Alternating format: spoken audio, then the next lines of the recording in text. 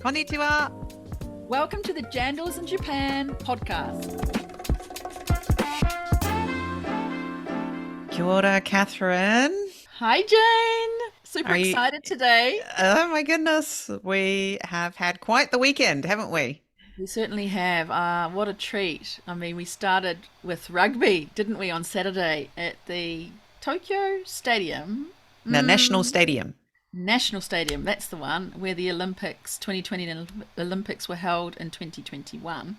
Sadly, without any spectators, but to the opposite direction on Saturday, we found ourselves amongst more than 65,000 people in that stadium It to was watch. pretty much full, wasn't it? Like Yeah, there were two seats next to us that were empty, but that was it. That we could yeah, see, right? Everything else yeah. was full. And Yeah. it was so wonderful to, see the All Blacks playing, but I'm saying more so the Brave Blossoms and their supporters. It was just fantastic to see that surge since 2019 when the Rugby World Cup was held here. And I just wondered how the state of rugby was going to be after such a time that we've had this Right. pandemic. And it was just no change. It felt like I was back at a Rugby World Cup match. It was absolutely fantastic. I thoroughly enjoyed it.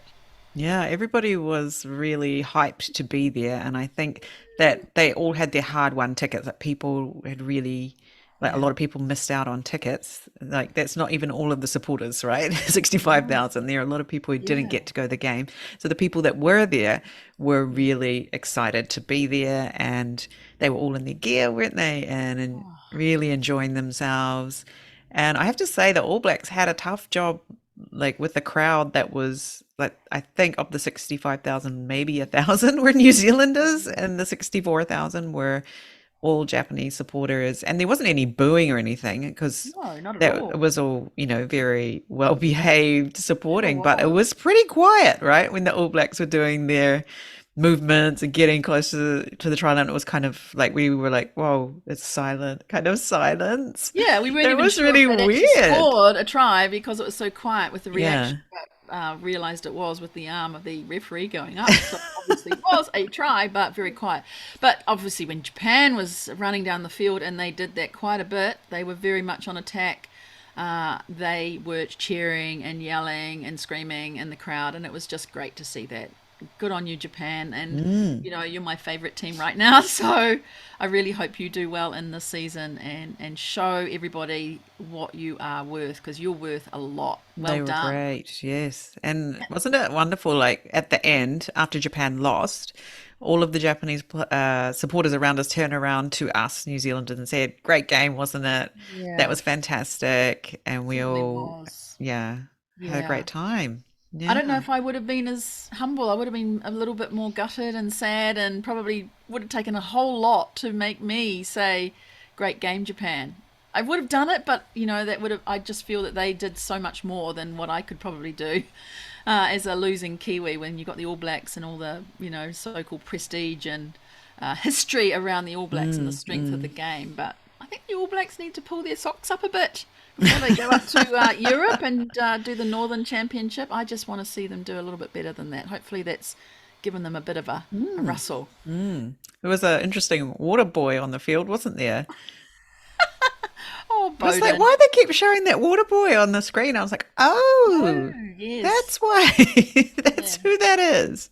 Assistant Hilarious. coach, assistant coach, right? They go out there to give a bit of push. Yes, it's quite funny seeing him in the bright green water boy shirt. Him being Bowden Barrett himself, right? Yeah. And then I really get this feeling that Tokyo's alive, Japan has woken up. We've Oh got, my goodness, yes. 5,000 people is a lot of people. And then we also had the other encore to the weekend was having another concert that Jane and I went to with a couple of other fangirls to go and see Bruno Mars at Tokyo Yeah. Dome Stadium too. And that was out of this world. Outstanding. And yeah, again, full seats, everybody with their masks on, having a great time. Yeah, it was a Yeah, masked up event, it right? was a But mask up in the there dome it was, there yeah. is an advantage to that. I mean, I'm sitting next to or standing next to dancing with Jane, who knows all the lyrics, and I can hear them through her mask, and I'm there in my mask. I know most of them, a lot of the lyrics, but there's some that catch me. So I'm like, thank goodness for the mask to Oh mask my yeah, lack yeah. of my mouth moving to the Well, actual. I didn't realize I was like ahead of you on the old lyrics Yeah, you there. were. Well, okay, I yeah. think you're more up to date with the latest album. I'm still Right. keeping up with that, but Yes. I usually hear the lyrics and remember them, but I'm still catching up. But I was kind of grateful for Yeah. the mask that I could go when Yeah, I couldn't yeah. actually That was remember useful. the. Yeah, All right. it was And very the useful. old voice is a bit rusty this morning, Oh, it thanks to is. all the screaming and singing and dancing last night. Anyway, yes, that was But just a good time. Very yes, good time. thank you, Tokyo, and the way it was Mm. orderly, leaving that Tokyo Dome, row by row, section by section, and everyone just It was follows the so rules smooth. It was so smooth. amazing. No Yeah. big rush out the door. Just remember that when you're coming here, because Japan is very orderly, and even exiting a stadium, exiting a big concert, just brilliant. Yeah, everyone just took Japan's are their brilliant. time and walked Yeah. nicely, and everyone walked nicely to the station, walked nicely through the station and onto the platform and into the trains, and off we all went. I couldn't believe it. We were away from there in less than half an hour. It We was what, certainly 20 were. minutes from our seats Yeah. to the Uh, getting on the train, and Japan is so ah, efficient. amazing. Yeah, and I think the other thing we're looking forward to is we're welcoming, a lot of Kiwis into Japan in the middle of the month, around the 21st of November, when we have the Japan New Zealand Business Council kicking off in Beppu. We can't wait to actually go down there and be part of that. We're going to be helping the JNZBC with some of their media, and we look forward to talking with some of the people who've been fans of the show so far on the Jandals in Japan and getting a few new ones interviewed while Mm, we're down there, Jane. Yeah? yeah. So if you are heading there, give us a shout out and let us know you're going to be there. We'd love to connect with you while we're down in Beppu. That's what we're there for, and to help out as much as we can. And yeah, get some great stories for everybody else to listen to coming up in the future on Jandals in Japan. So it's a very busy November for Jandals in Japan. I hope Indeed. we can make it through all this fun. It's Right? wonderful. I feel Yeah. very privileged to be able to do this and have this in a safe environment that Japan is. So bring it Mm. on. Woohoo! And we look forward to you listening to this episode. It's with Heiden Bedwell-Curtis, who is a fantastic rugby player, fantastic person. And he was actually dialing in today from Taranaki and was giving up his time to talk with us. He's been in Japan for more than 4 years with Mitsubishi Heavy Industries Rugby team. The Dynaboars, they're in the top league this year. He captained the team last year and was vice the year before, I believe he Mm. was telling us. And we can't wait to bring you his voice. He's a super, super, super lovely person, and you'll feel that when you listen. We hope you enjoy. Yeah. So let's hear it from Hayden.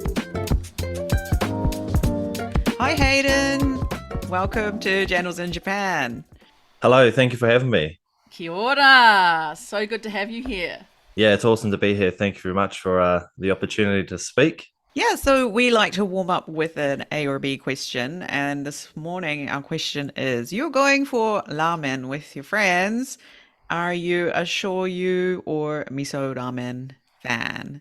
What would you choose? Uh, actually, I'd go with garlic ramen. So Garlic? I've got a local spot close to where I live. I live in Hachioji, and I'm just going to give a little plug to Ninukiya. They do an outstanding ramen, With good cuts garlic. of meat.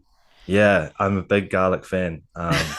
What's the soup though? Is it pork bone soup or? Great question. I didn't even know the answer to that. I just Well, we'll know have it's to a look it garlic. up. I'm sure it's on their little web pagey thing or Yeah, yeah. some It's review this page. Yeah. a solo dude running the shop by himself, and he's a big well, probably the other reason as well. He's a big rugby supporter, and Oh, nice. whenever he sees the rugby players come in, he's always giving out free cuts of meat and Bit of extra extra garlic for noodles. you. Yeah, yeah. So he's yeah. So that ramen is my go-to. Do you usually have a ramen like before you're going in for a game? I can imagine being in the scrum there and it could be a little bit dicey. It's probably the only, yeah. If you want to gain a few Secret extra weapon. kgs, it's yeah, That's the great way. for the big boys up front. But yeah, it's more so had as a treat after a game is a Ooh. great go-to. It's Mm, a bit heavy on the guts, and yeah, there is uh, noodles in there for carbs, but mm. yeah, the old Recovery broth carbs. and Yeah, good recovery carbs, definitely. How about you, Wow. Catherine? If you were going to have a bowl of ramen, shoyu or Yeah. miso? Yeah, well, I'm now very enticed to go out to Hachioji and try the Mm. garlic one, but I think probably miso. Yeah. And not a dark miso. I prefer a light white Hmm. miso. Hmm. I really have got this sort of thing on miso at the moment. So I'd probably go for the miso ramen, but I need to Mm. find a great place in Tokyo that does them. So anyone, Right. suggest. Yeah. I I'd want to love to hear hear. your ramen suggestions. Yeah. I'm miso ramen as well, but I'll throw in another one, which is Nagasaki champon is my favorite ramen. Have you ever had that? Yeah, yeah. Not Yeah. for a long time, No. long time though. Hayden, you got to Yeah. try it. It's really delicious. And yeah, Yeah, I'll have to it's jot a that down. Ningahato is the shop where you get it. Ningahato. Ningahato. They have Nagasaki champon and other. And you know, they do have them in Hachioji. I used to live and work out in Hachioji my first year in Japan, and there is definitely a ringa hutto out there because I've Yeah, there been will to be. it. Oh, great. I'll have to check it out after a game. There you Well, we're go. so excited to have you here. We've been teeing up. Is that the right metaphor? For having you on the show for quite a while. We're so happy that you are coming in from New Zealand and kia ora to you. And we're stuck here in Japan, still not able to travel back, but we're so happy to have you here. And I know you originally hail from New Plymouth. Is Yep. that where you are back there now? Yeah, so I'm back in Taranaki at the moment, New Plymouth. We've only just recently moved as a family to New Plymouth. We've our family and friends, our family live down in Kaponga, which is a small rural town, but we've made the move up to New Plymouth, and yeah, it's been awesome. So this is home for us, and every time I get a chance to come back to New Zealand, Taranaki's is where I'm heading. Yeah, well, we know you're there on your break and that you're playing for Mitsubishi Heavy Industries, Mitsubishi Dynaboars team in Yep, Japan. And mighty it's so, Boars. yeah, go the Boars. And we're so excited to have you. And we're going to put your full bio back into the show notes after. But tell us a little bit, Hayden, about your association with Japan, how you came to be here, and why you're playing with the Dynaboars at this time from, Mitsubishi. Yeah, so at the time, I got offered the contract from Mitsubishi. I was playing with the Crusaders back in 2017 and 18. Go the In my Crusaders, that's where first I'm year. from. Yeah, so I had 2 years down there, and yeah, it sort of just happened by chance, really. Jordan Taufua was coming to Japan in that 2018 year and signed a contract, or was signing a contract with Mitsubishi. Then obviously he had an outstanding season and then made the All Black squad. So he chose to go to the ABs, and then his Dynaboar's contract fell through, so they needed to find another player. I just happened to be there. His agent is my agent, and we just connected the dots, and then yeah, I signed on the dotted line after he made the ABs. So it's just right time, right place. Knew the Ah. right people, and Mm. yeah, that was my introduction to getting to Japan. That was 2018, right? So you've been with them since then, is that right? Yeah, yeah. So I've been there since then. I've 2018. We were in Division Two. I was only in Japan for 4.5 months before coming home. 2019, we didn't have a season because that was the change. Japan Rugby were changing their structure, World Cup as well, and Mm. then 2020, yeah, 2020, 21. Yeah. Um, That and then we all happened. know what Yeah. Wow. happened. We all know what happened over those 2 years. So yeah, I haven't actually spent too much time in Japan, but yeah, I've been contracted for 5 seasons now. So now you will be back in Japan and just going for it for the next season, this coming season? Yeah, so I've been back since July this year, and we've been what 2.5 months of preseason. We've had 4 games already, gearing up for December 17th start, and yeah, ready for 2023 season. So in Division One this year too, we got promoted last year. We bet Entity Comms in the promotion relegation games. So as a team and as a company, we're in the league with the big boys now. So the Brilliant. company and the players are really excited to yeah, to carry on. Yeah, and most of the team is made up from people who work at Mitsubishi Heavy, is that right? It used to be, but since I've been there, there were 13 players when I first started, and now I think there's only 5 players that are in the company, Mm. and all the rest of us are obviously pro. pro rugby Right. players. Yeah, so it's transitioned from being sort of half and half really Right. to now just pretty much fully professional. How many Kiwis in the team? I think we've got three Mm. Kiwis. Yeah, this year we've had a change of head coach, and he signed one Australian. There's another Australian that hasn't been announced, so I don't know if I could plug it here. Um, yeah, Ooh, we'll be so looking but out for that. Yes. there's a few Aussies that have been just re-signed. Got a Yeah. few island boys as well, a couple of Good. Fijians, a couple of Nice. Tongan boys. Oh, good. Yeah, so we've got a mixed bag. So you had some luck there getting your contract, but it's not all about luck. How does a rugby player secure a contract to play in Japan? Most players are contracted to an agency. So I'm with Halo Sports Management. They look after my contracting, my dealings with going overseas, anything within New Zealand, footwear sponsorships, etc., etc. So as a player, yeah, you're represented by a company, and well, the company that I'm with, they have an agency department in Japan, and we have, I think, 5 agents on ground in Japan, and they go around the clubs and they connect with the CEOs and managers of the teams, and they say, oh, hey, this guy's going to come into Japan next year. Oh, I've got this player ready to go in this position. Like, are you looking for the players? So all that work is done by someone on the ground going around to the clubs and Mm. promoting your CV for that year, or So is that like this rather team. than like like Japan clubs don't come to New Zealand looking for players, the Not people so go to them? much. Yeah. Yeah, I think before technology and every how just YouTube how the and world, yeah, yeah. yeah, YouTube and how the world evolved on the internet. Prior to that, they would come over to New Zealand, be like, hey, I'm looking for a 10 or a 12, go around to the Super Rugby franchises, select this guy, such and Hmm. such. But nowadays, I can put my CV on YouTube or internet or send it directly to the clubs and be like, okay, here's a player. This is what he's good at and what he's not good at, and strengths and Mm. his numbers, and yeah, gets promoted to that club, and that's just put out there for everyone to see. What's the Hmm. CV look like? Is it piece of paper or is it you Rugby actually CV. clips of you playing rugby? What does it look like? Yeah, I to be honest, I don't think I've ever had a rugby CV. I've just for coming to Mitsubishi, I just had a luck struck there, Right. but yeah, Yeah. it's just clips of everything you've done positively on the field. Hmm. It's got your, say, Like if you're a 10, you're stats or kicking, something. yeah, your Yeah. stats, yeah, Yeah. just your How many your plays, tries and or yeah, how many tries, if you're a winger, how you finishing, and like Mm. your numbers in the gym, and what you are, how you are as a person, your character, Mm. references from other Mm. coaches you've had in the past, and Mm. obviously, yeah, your age and where you're Yeah. from, your rugby teams you've made, Yeah. Right. et cetera, et cetera. Mm.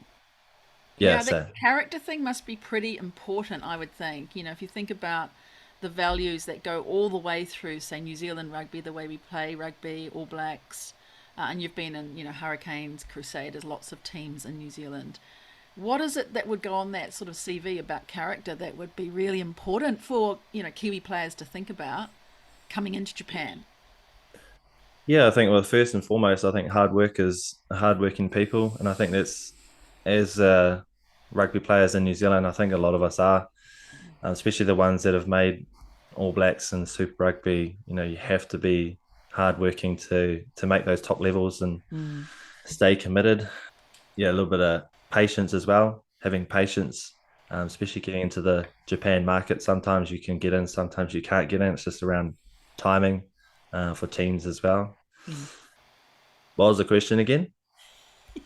The characters that really Characteristics. matter, for rugby players to What come would, into yeah, especially Japan. to be Yeah, successful in Japan, right? yeah. That you've seen now that you're here, you might have noticed that. What makes you Um, successful now that you're here? yeah, sorry, yeah. Yeah, that's Yeah, right. so we can edit this out, eh? Yeah, totally.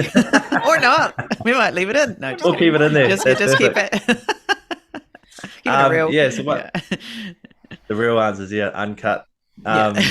Yeah, I think once you're here, I think because Japan is such a different culture, I think culture shock is the initial one when you first arrive at the airport and you move into your house or your apartment. I think that's what gets most people. Well, rugby's rugby. You jump on the rugby field and you pass the ball around, and that's fine. I think Right. it's The the daily life stuff stuff. outside Yeah. the daily Yeah. life stuff. Yeah, once you get here, you're like, oh wow, this is actually a lot different. The language is very different. You Most places you go, you can't understand, and you're either on Google Translate or you're bringing along your translator or you're Mm. going along with friends. Yeah, I think open mindedness is one that rugby players need coming here, and just having a lot of patience with teams, Mm. with how trainings, how meetings, everything just takes time. Can you tell us a story about a time when you either had a major culture shock moment or had a sort of cultural faux pas moment when you arrived? It's been a few years since you Um, first hit the ground here, it has but been it has yeah, been a it's few hard to years. remember, I know. Yeah, I So, just remember when I first got here. Well, I come in the middle of summer, so we went from Narita Airport on the train with like 3 bags, mhm. just hoodie on. By the time we got to Hashimoto Station, which is like an hour 45 of 3 or 4 trains, we're just drenched. Thinking about the Hayden, supermarket or, did you buy something. something and it was like totally the opposite of what you thought it was? And Like, I remember when I Yeah. was traveling around my first sort of week in Japan, and I went to a bakery and bought this, delicious looking bread. I was like, oh, I want to have that. And sit outside and eat it. And it was the red bean paste red, inside the bloody red bread. And bean I was Oh yeah, like, paste yeah. in there. Ah, oh It no, gets the you all the worst. time. So that was yes. one of my worst sort of oh no moments when I first got here, and not being able to notice that had a name on it that was telling me it had red bean paste. Yeah. Yeah, I've bought a few of those from the conveni with the pancakes because I'm a sucker for pancakes. But Yeah.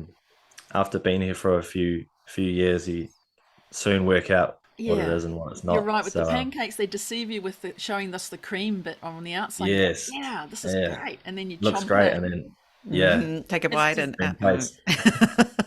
yeah, I think that stealth bean paste episode is something everybody's experienced. I have a similar story with donuts. They had bean paste in the middle. So Yeah, disappointing. yeah. What makes a great rugby player in Japan? being open to the culture, embracing the culture fully, and then obviously once you get here, you're just getting stuck into your work. Yeah, because most players that come to Japan have come from Super Rugby or Hmm. come from NPC. So I think the core basics are there as a footy player. It's just adapting your style of game to how Japan play. I know a lot of people have come here and like body composition is a little bit different.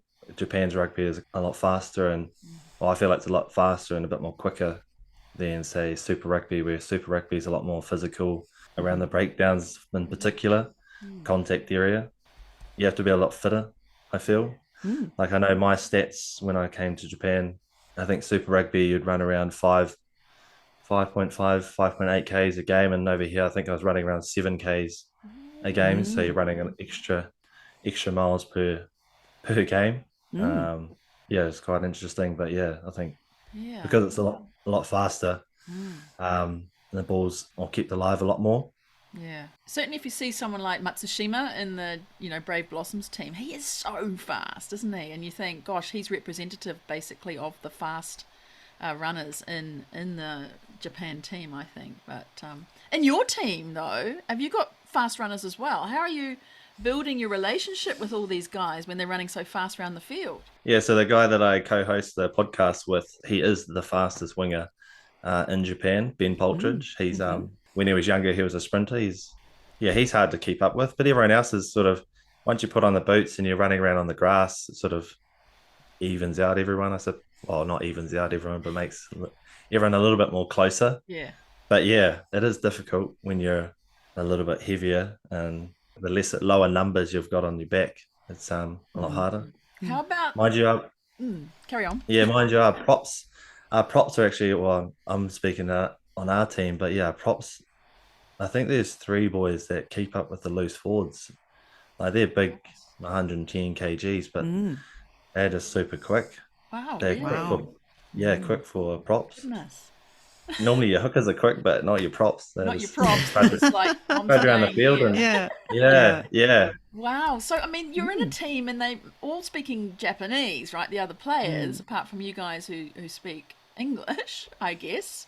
Yeah. How are you communicating? Are you using translators? How do you actually get to know these guys so that you can, forge together as a team? I always think the language might be a barrier, but maybe it's not. Tell us a bit about that. Yeah. So off the field in the rugby environment, we've got two translators. So we've got Kiwi coaches, so they speak English. Translator speaks Japanese, and then when the Japanese coaches are speaking, obviously it's translated to English. Around the facilities HQ, everything's translated around meetings.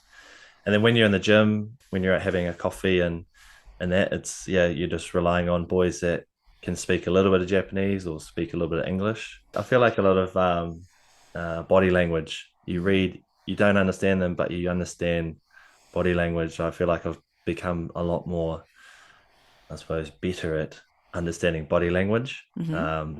just to get a gauge Observant on what's of, yeah, what's going observant, on. yeah, of what's Yeah. going on and the context of your Mm. setting. And then on the footy field, we have rugby language. So we've got moves that are actually all our moves are in English, but they're because they've been spoken about in a team meeting. And then once they get transferred to the field, when you say something, we need to call a move or something, then it's obviously everyone understands it and it's on the same page. It's Hmm. a bit difficult when someone does something wrong or someone does something good. You need that full understanding of what's Right. going on, what's happening. Mm. That's only when it comes difficult. But mind you, when everyone does something good, everyone's like, nice, nice.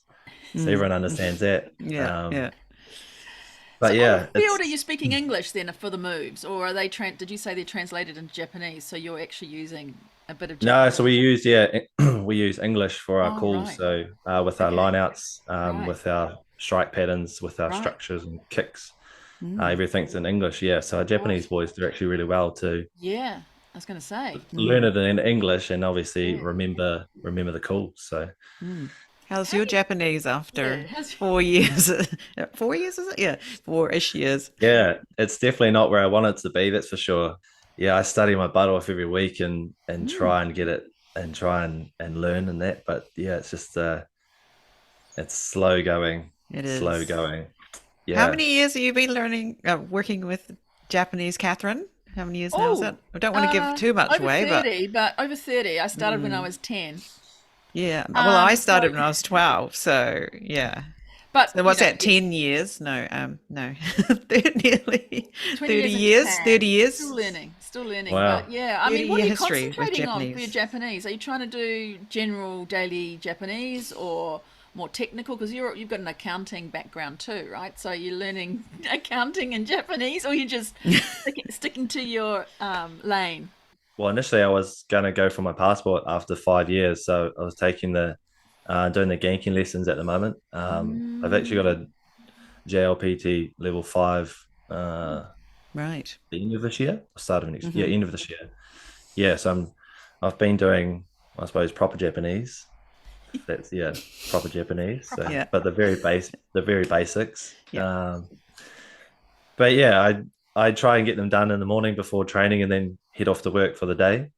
So they're done, and I've got another player, Jackson Hemapor. He's actually we used to do them together, but he's a lot smarter than I am, and he's progressed a lot quicker. So I'm doing them by myself now.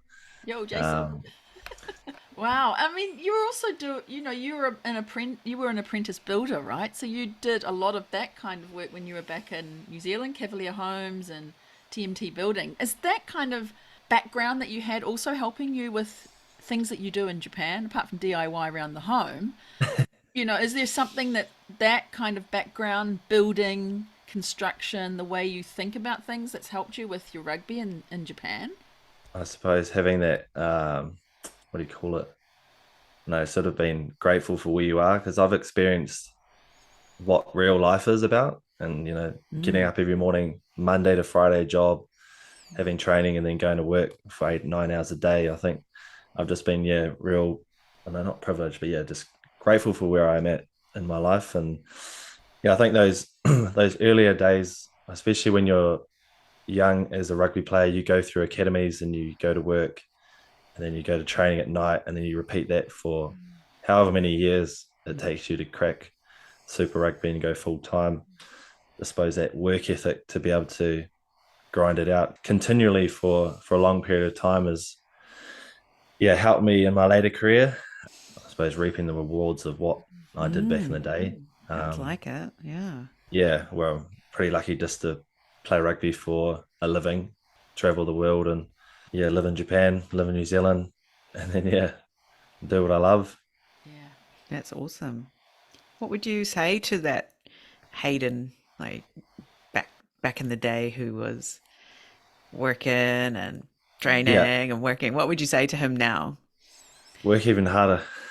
Mm, Mm. Yeah, I think like I work my butt off, like because building obviously is a physical job, and then obviously playing rugby and lifting weights, etc., is another physical element to it. Actually, it came up in conversation the other day around regret. We were talking mm, the other night. We're like, how do you, I suppose, remove regret from your past, and how do you move on from that? But if I was talking to you myself, I'd be like, yeah, you can work even harder and push yourself even more to try and become a lot more than, or do a lot more than what I did. mm.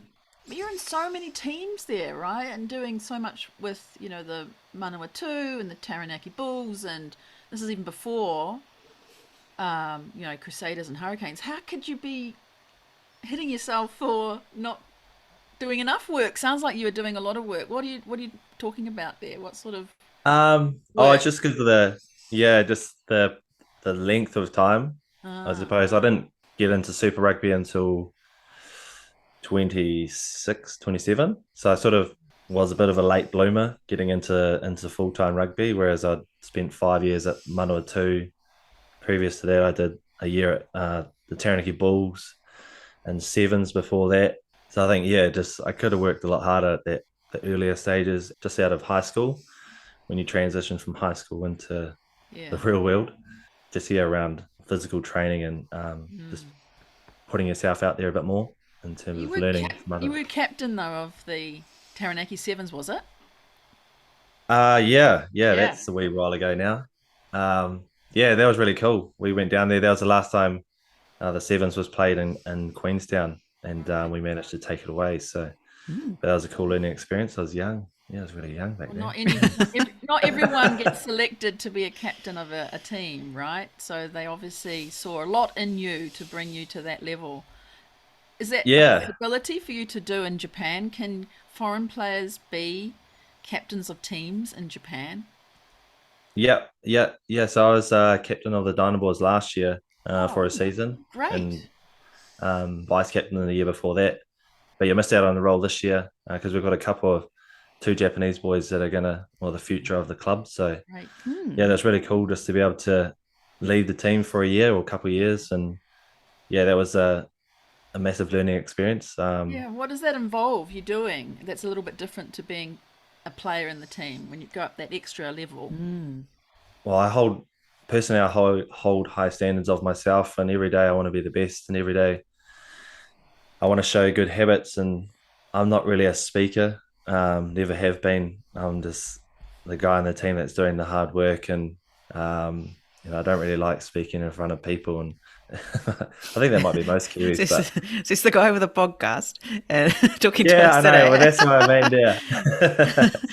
Yeah, so I hold high standards, and I think Mm. just being able to do that on a constant basis every day has got me to where I am today. And Mm. You I built that think muscle up just like your other muscles, right? yeah, Yeah. Yeah. exactly, yeah. And I think yeah, just being able to just to do little and often, that's sort of been my motto the last couple of years. Just with my Japanese, with my Yep. training, hydration, it just little and often has been Yeah, really little good, and often. helpful Good for me. one. Love it, little Brilliant. and often. That is an excellent strategy for learning Japanese, and I'll keep that one about the hydration in mind as well. Yeah, little and often. Yeah, Yeah. little and often. Just something simple, just little cue. So, as a Kiwi here, are you seeing any opportunities that other Kiwis could get involved in? Or in fact, you might be involved in yourself. It's just such a place to really invite entrepreneurship and activities outside of what our core game is, to use another metaphor. What are you seeing there? Are you seeing anything that could be possible for other Kiwis who are listening to you today and think, oh, I'd love to go and play rugby, but I'd also like to do something else here too? Yeah, well, I am doing something on as a side hustle. So I've got a friend who's Japanese. He was Australian, transitioned to Japanese citizenship. So him and I went into a business arrangement at the start of this pre-season, into a wee coffee business. We both love coffee. We love drinking it.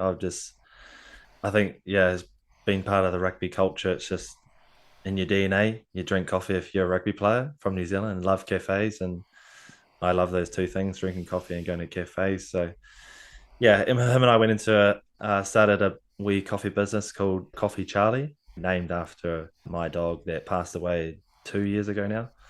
Um, yeah, so it's in remembrance of her. But yeah, I Nice. think the Japan market is just so big, and there's a lot of people, and New Zealand has great quality products.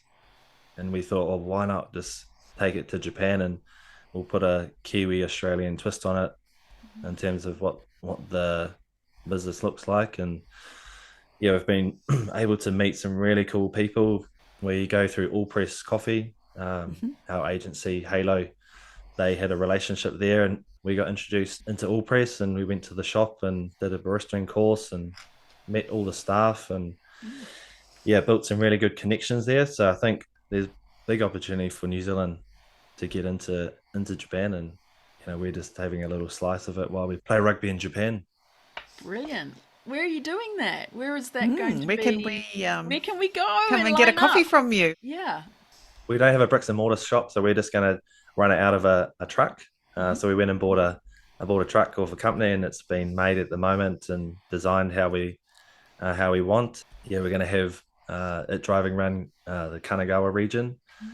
We're both, well, I wouldn't say I'm a surfer, but my other mate, he's a surfer, and we head down to Chigasaki and Kamakura often. So the idea is to go out there in the summertime, but in the meantime, we're just going to hang around Hashimoto, which is our local station. Obviously, head to the rugby grounds, head to the stadiums, Gion Stadium, and we're just working in to get to Chichibu Stadium. But yeah, all of our stuff is on our Instagram page. You can head over there and check it out, and Awesome. we'll have all the Yeah, info there for you. awesome. You're not gonna serve iced coffee, are you?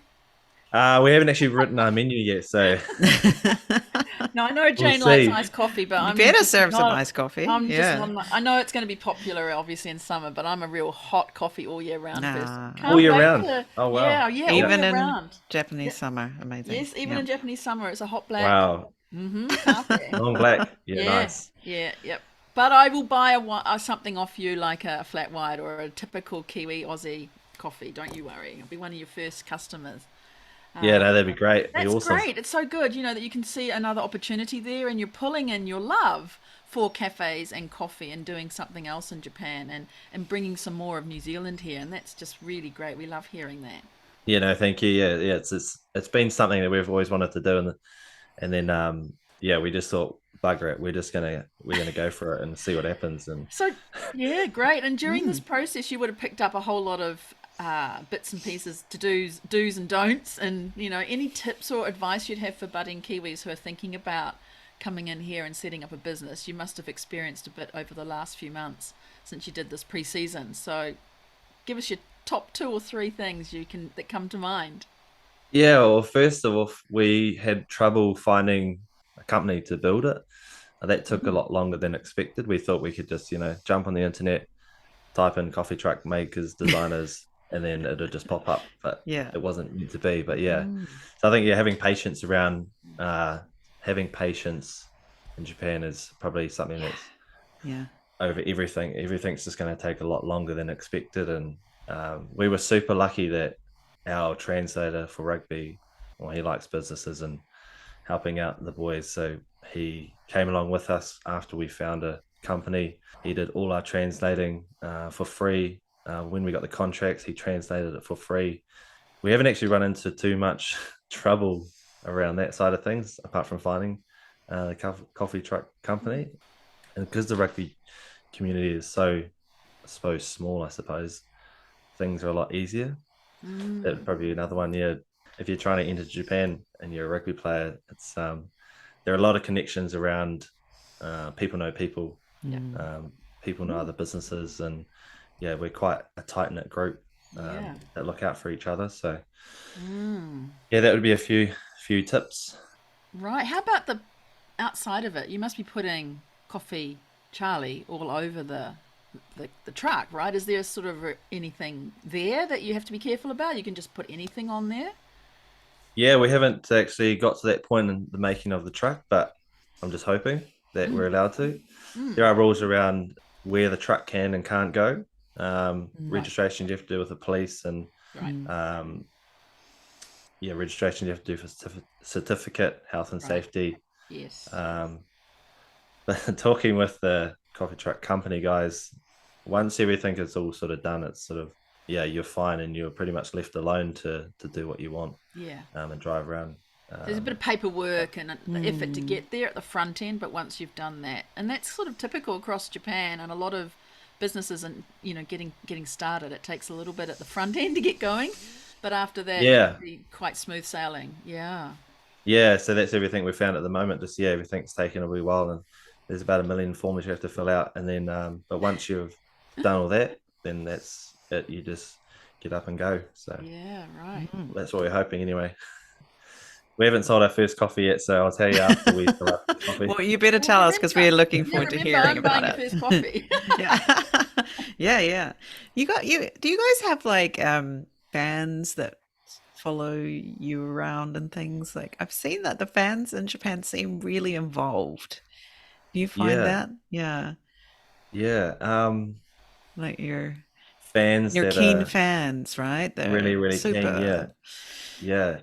I was intrigued that people send or fans send things to the company of the team you play for when it comes to your locker, and they send gifts, and the gifts are some of them are outrageous. They're like bottles of wine, like that are not thousands, $100 worth Mm, of wine gifts.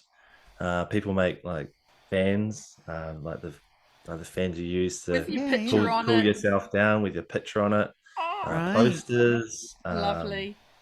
yeah, Yeah. letters, love letters. Yeah, it's some Wow. of them are some of them are, but Amazing. yeah, Intense. Intense. intense. Yeah. Yeah, And when you're yeah. walking It's around, do people sort of go Hayden and yell out your name? And do you hear that sometimes? not so much when you're outside of the or out in general life, but around the rugby games. Yeah, Yeah. that's definitely an Mm, occurrence. But mm. yeah, if you're walking into Shibuya, Shinjuku, Yeah. you're just another foreigner Yeah. walking through the Sure. crowd. Yeah. Yeah, unless you're in a big group and you sort of stick out. Yeah. You might have Mm. a 6'5" guy, you might be noticed. But yeah, apart from that, you're just sort of another Gaijin in the crowd. We noticed some very dedicated woman fans at the rugby the other day when we were there on Saturday, and we even saw like one solo woman who had come by herself and sat there through the game and cheered for Japan with all their gear on, all by herself. Oh, And excited. then Oh, yeah, really? yeah, Yeah. and then we were just like, wow, she's here alone.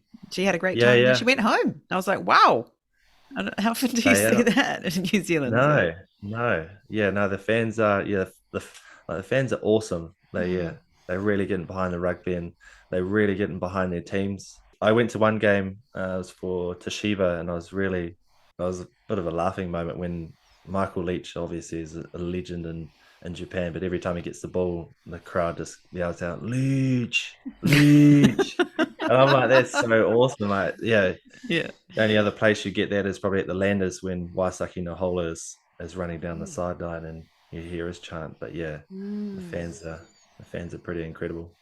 Oh, they were. I mean, we were just four and a half Kiwis standing there or sitting there just listening to everybody, and just they're all in their gear. They're all just so excited when Japan gets the ball. Yeah. 65,000, more than that, and there's probably only 1,000 foreigners there too. But we just loved the atmosphere and the support. And I was a little worried after 2019, wondering what this first big rugby match would be like, and it was fantastic.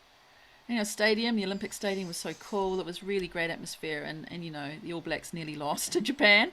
They were Yeah. very, very close, and Japan, go for it. You're just doing so well. You're my next favorite, maybe even my Totally. favorite team right now. I think is the Grey Yeah. Blossoms. Yeah, They were so great. Yeah, so weren't good. they? Yeah. Well, you mentioned podcasts before, Jane. I heard you say that. Hayden, Yes. tell us a bit about that. Yeah. What is your podcast? Where do we hear it? What are you talking Yeah, about? so 10 weeks ago we started a podcast and it's called Japan Rugby Weekly. I do alongside or co-host alongside Ben Poltridge, who I mentioned before, who's the fastest winger in Japan, and Mm. our translator, he's Douglas Pickering. He's an outstanding, probably the best. I'd say the best translator in Japan. Mm. Um, yeah, so we just talk about what's happening in Japan rugby wise. Yeah, everything down to club footy and sevens on the weekend, right through to international rugby and a few things in between. Hasn't been Great. talked about too much, but yeah, rugby hasn't been talked about too much lately because there's not a lot happening. But yeah, so we've got heaps of other cool content and stories on there. And do Oh, you analyze games like this All Blacks Brave Blossoms game? Is that something you would say talk about? Yeah, Yeah, yeah. So that's definitely on the agenda this week. right. We're recording end of this week, Oh, we'll so be listening in. yeah. Hey, the No, please translator do. at that game too, at the end there, translating the coaches' English into Japanese, etc. He was great. Do you know who that was? No, I didn't see Oh, I that one, wonder if but it was haven't seen Douglas. that. Brilliant. He was a foreigner, but his pronunciation Oh, and okay. his it was awesome. I was just so impressed. So I was wondering who it was, but Yeah, no, they're maybe definitely we can worth their find out weight in later. gold. Good translators, yeah. Yeah, we'll tag him later if we find out. Anything else, Hayden? I mean, we've had such a great chat. I just don't want to finish, but we need to get on with the day job, right? And you got to make some coffee and make some other things around Yeah, that yeah, I need to go do house. some So, coffee, anything else coffee before we training. finish up that you wanted to say that we didn't cover? No, just thank you very much for getting me on here. It's been awesome to have a yarn and yeah, talk to some amazing woman and thank you very much. thank Thank you. It sounds you. like, yeah, your life in Japan is going really well, and we hope that it continues to be successful. And you are a very successful jandal in Japan. You can officially call yourself a jandal Awesome. Endo. in Japan. Yeah. Thank you very much. Okay, thanks, Hayden. No worries. Thank you very much. Wow, that was such a fun interview with Hayden. What a great guy. Fabulous. I mean, he's so humble, he's so modest, he's just fun and loves the game, Hardworking. hardworking, everything. Really, really enjoyed speaking with him. I think we're feeling that he will go a long way in Japan with his work ethic and yeah, just that humbleness and appreciation for everything that he has going on around him and people supporting him and his business idea and as a player. Quite clear that, not only being a good rugby player and having the strength, and the stamina and being able to play rugby is not only that, it's all the other things that he clearly displayed. And that's really some of the takeaways that I had was how he talked about that, being your character on that rugby CV. I thought that was very interesting. Mm, Have a look at the rugby CV and that you have your character there and you have reference letters and things like that from people. And we often have that on CVs, but it sounds like, mm. in rugby, that's really important to have that as an important point and called out by other people, being hardworking. He talked about patience. Oh, Yeah, yeah. patience came up a lot, didn't it? Right. Yeah. And that things take time and, get stuck into your work. He also talked about he loves showing good habits and holding himself to high standards. Right? Mm, Other people mm. not holding him, he's holding himself to these high standards and doing it on a consistent basis. I really loved those things that he called out. Yeah, those definitely go a long way in Japan and would be recognized and rewarded, I feel. Yeah, in Very much Japan. so. And He's not struck. just in rugby too, right? No, Like exactly. anywhere. Yeah, And you as can well. see too, he's learning the language. It's a Mm, marathon, and it's part of that certainly idea. is. But he's doing it. He's going Yep. for it. You could easily just rely on the translators and think, oh, I'm fine. I'll always have a translator or one of the other Japanese guys can speak English. But he's really doing that. And I think through that, getting a lot of the culture and that comes through in Mm. Japan through the language. Wow, awesome. I think we're going to have to go and watch the Dynaboars play, don't you, I Catherine? think so. I might have to get a shirt. And the other thing I think I'd say with Hayden is, he's shown that you can do something else while you're here. You Yeah, can do another right. another job, and here he is going after his other passion of coffee and cafes. with his Aussie mate and bringing out this coffee truck soon into Kanagawa, Greater Tokyo area. We can't wait to see that and be lining up for our cafe coffee. Yeah, that'd be great to have that down on the beaches and things just around the summer when, potentially not so much rugby things are happening. Yeah. Yeah. Some good Kiwi coffee at the beach. Yeah. What a great idea. Yeah, anyone who's coming to Japan, don't think that you're just sort of channeled into one thing. You can't do something else. If you want to give something a try, anything is possible here in Japan, as you've shown, Catherine, with starting your own law firm. If Catherine could start a law firm in Japan, what else is possible for New Zealanders in Japan? Pretty much anything, I think. Yeah, I reckon. Right. Well, I mean, everyone should be getting on over and listening to their podcast. Sounds like that's going to be Yeah. fun. You want to catch up on the rugby? Yeah, catch up on the rugby and just hear them talking about rugby and picking up all this jargon. I'm building up my book of rugby jargon. Rugby jargon. We're going to need it for future games and everything else. And I just really thank Heiden for his time coming to us from Taranaki this morning to speak with us. It was really great. All right. So, we have a few more exciting guests coming up in the next few weeks. And more wahine coming on the show, so it's going to be really good. Keep listening, and we'll see you again soon. Bye! Bye!